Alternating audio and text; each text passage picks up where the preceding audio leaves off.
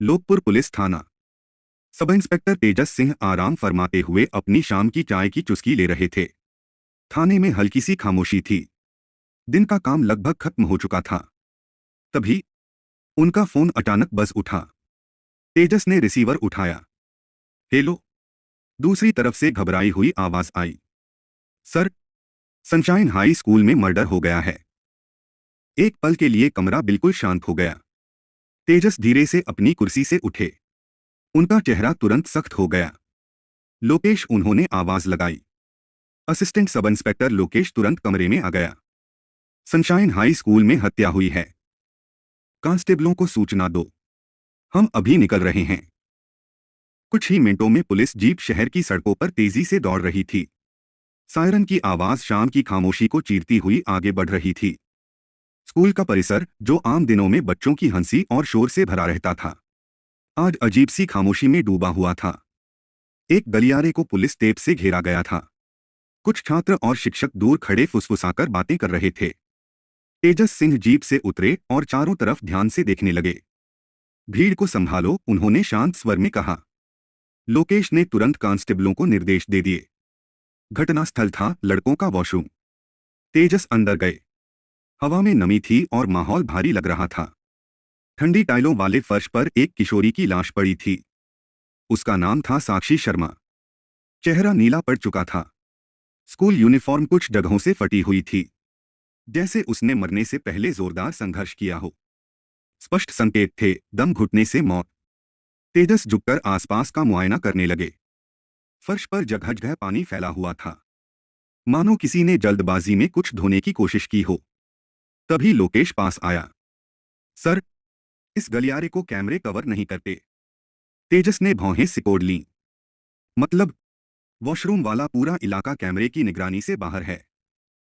तेजस ने हल्की सांस ली। तो जिसने भी यह किया, उसे पता था कि यहां कैमरे नहीं हैं। इसी बीच फॉरेंसिक टीम भी आ गई और जांच शुरू कर दी। तेजस खड़े हुए। लोकेश, पता करो आज साक्षी से कौन कौन मिला था। करीब 1 घंटे में शुरुआती जानकारी इकट्ठा हो गई। आज कुछ छात्रों को वार्षिक समारोह की नाटक रिहर्सल के लिए स्कूल बुलाया गया था।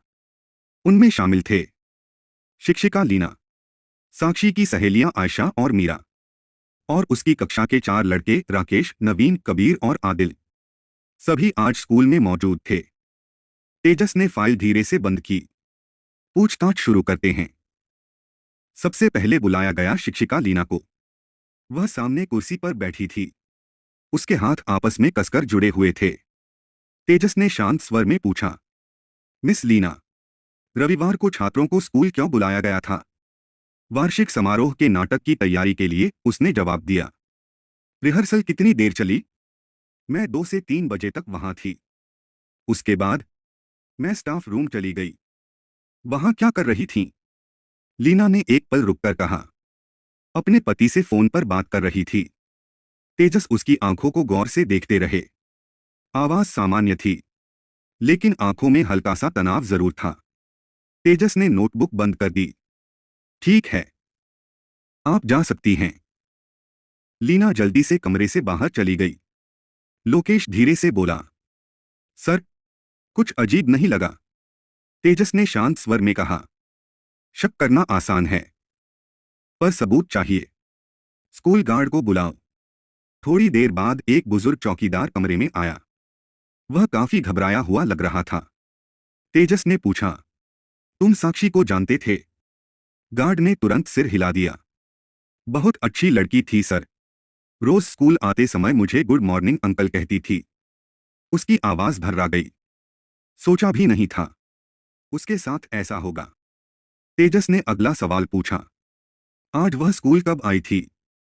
गार्ड ने याद करते हुए कहा, मैं उस समय अपना टिफिन खा रहा था। शायद 1:45 के आसपास। क्या आज भी उसने तुम्हें अभिवादन किया?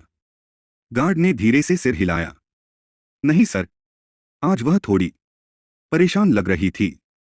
आमतौर पर वह मीरा और आयशा के साथ आती है, लेकिन आज वह अकेली आई थी। कमरे में फिर खामोशी छा गई। तेजस ने नोटबुक बंद की। फिर पूछा, उसके बाद तुमने साक्षी को देखा? गार्ड ने सिर हिलाया।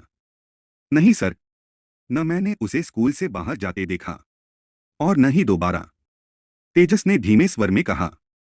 समझ गया। अगर साक्षी स्कूल से बाहर नहीं गई तो इसका सिर्फ एक ही मतलब था, कातिल उसी स्कूल में मौजूद था। अगली पूछताछ के लिए कमरे में आई मीरा। दुबली तली शांत स्वभाव की लगने वाली लड़की। उसकी आंखें लाल और सूजी हुई थीं, जैसे वह काफी देर से रो रही हो।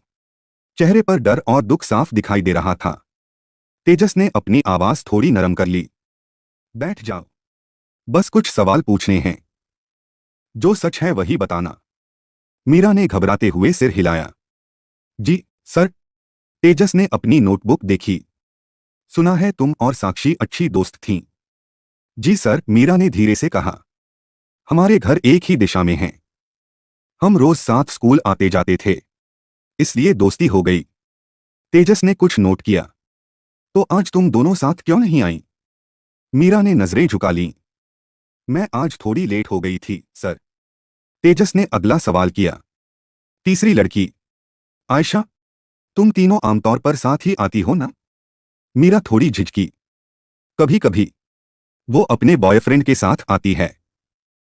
तेजस ने नजर उठाई। कौन है उसका बॉयफ्रेंड? राकेश सर। तेजस ने हल्का सा सिर हिलाया। अच्छा, यंग लव। लेकिन उन्होंने गौर किया कि मीरा अभी भी कुछ कहने में हिचक रही थी। अगर कुछ कहना चाहती हो तो खुलकर बोलो, तेजस ने शांत स्वर में कहा। मीरा ने घबराकर गला साफ किया। सर, एक बार मैंने राकेश और आदिल को बात करते सुना था। राकेश असल में आयशा नहीं, साक्षी को पसंद करता था। तेजस कुर्सी पर थोड़ा पीछे टिक गए। मामला थोड़ा उलझा हुआ लगता है। उन्होंने नोटबुक का पन्ना पलटा। अच्छा ये बताओ, आज प्रैक्टिस के दौरान क्या क्या हुआ? शुरू से बताओ। मीरा ने गहरी सांस ली।